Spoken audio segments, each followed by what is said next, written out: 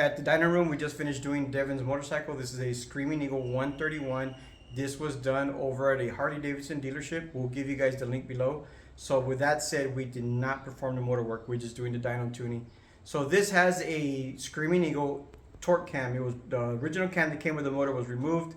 They installed an 8447. Has a Screamin Eagle oil pump, cam plate, lifters, push rods, complete motor. Has CNC ported heads with 1 millimeter over valves, and of course the bigger throttle body, some Reinhardt exhaust, true duals. So then we ended up dynoing it with a Power Vision. It did come in with a Screamin Eagle Super Tuner that was removed, and because it was removed, we had the chance to install our dyno machines O2 sensor, plug them into the exhaust, so we got true readings out of it. But I do want to show you a video that's behind me. I want to show you when the motorcycle came in, how lean it was. And it's really because Screamin Eagle, Harley Davidson, they all needed to pass EPA and all that other stuff to be compliant.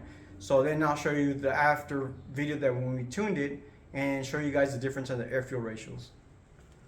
So here we have the first video here. You can see how lean it is. It's way up there. It's probably somewhere in the 17s, 18s air fuel ratio, which is very, very lean. Right here in the red, that's really the danger zone. So you can see as I'm running along, my RPMs are going up, my miles per hour are going up. Still very, very lean. And like I said earlier, that was they need to do that to pass EPA and be compliant with EPA.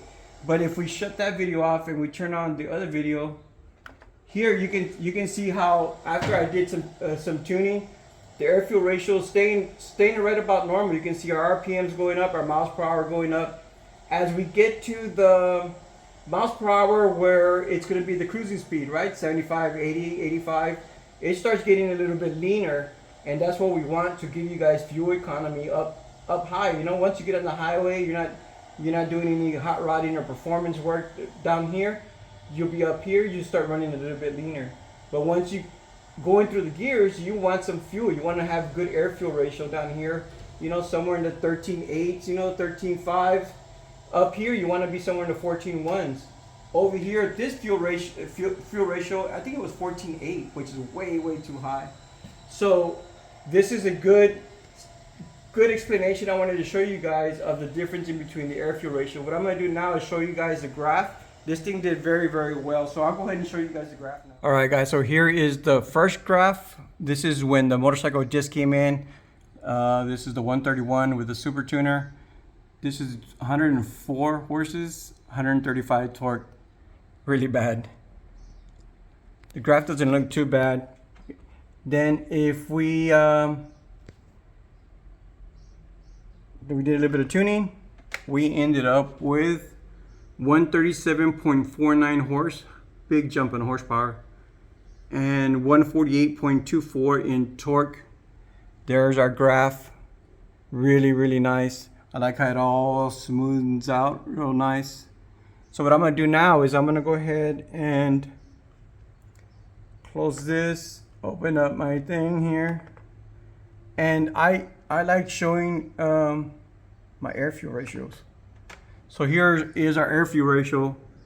It gets a little rich there at the beginning. I couldn't get it out. Might be the exhaust or something, but afterwards the air fuel ratio cleans up really, really nice all the way across.